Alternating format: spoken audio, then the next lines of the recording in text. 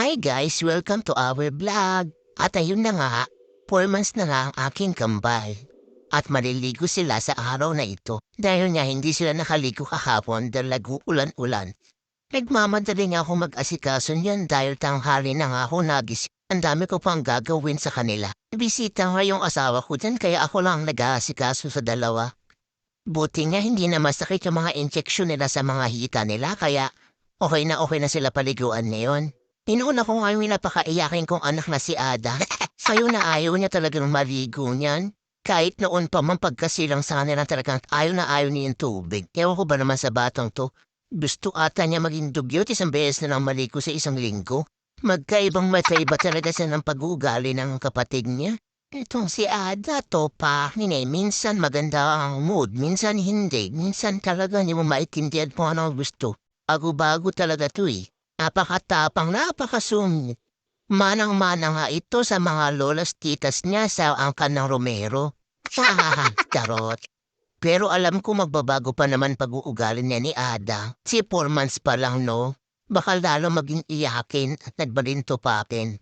Paglipas na mga ilang buwan pa. Charot. So kahit ganon, mahal na mahal ko yan mga anak ko no. At ng bagay kayang-kaya kong tiisin. Pagod, puyat, gutom. Ay, hindi pala. Hindi pala halata sa katawan ko na nagugutom ako. Ito namang si Abe, wala na akong masasabi pa. Wala na tong ginawa kundi dumede. Dumede ng dumede. Pero pagkatapos ng dumede, maglalaro lang siya. Pagkatapos ng dumede, matutulog na lang siya ng husa. Hindi siya iyakin. Napakabait nito. Nagmana ata to sa angka ng Angeles. Mala Angel. Wow, hindi nga itsura ay mukhang anghel. Madali mo nga lang ito mapangiti at mapatawa. Tulad ngayon, nagbo-voice over ako. Kantong-kantong ko si Ada, si Abe itulog na. Oh no! Ay, natapos din yung asawa ko sa ginagawa niya sa labas. Matutulungan niya na rin ako magligpit dito. Atire-ready ko naman yung gagamitin ko para sa photoshoot ng dalawa. Akala mo talaga mga artistahin? May pa-photoshoot pa?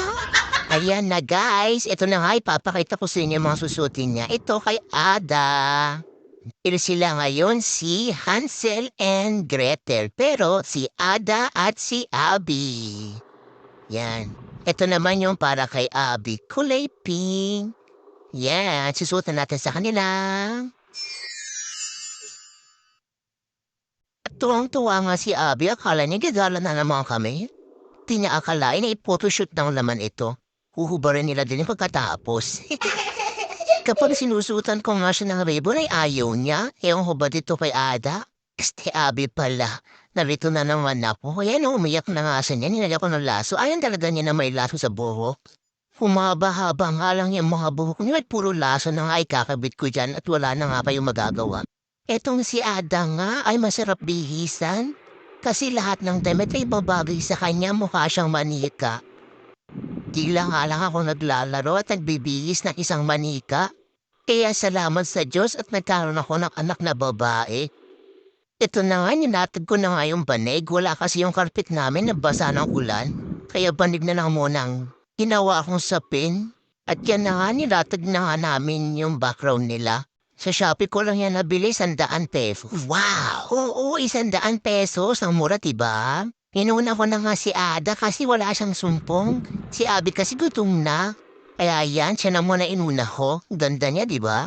Sinunod ko na nga rin si Abby kaso gutom pa din. Tingnan nyo naman, gatas is life.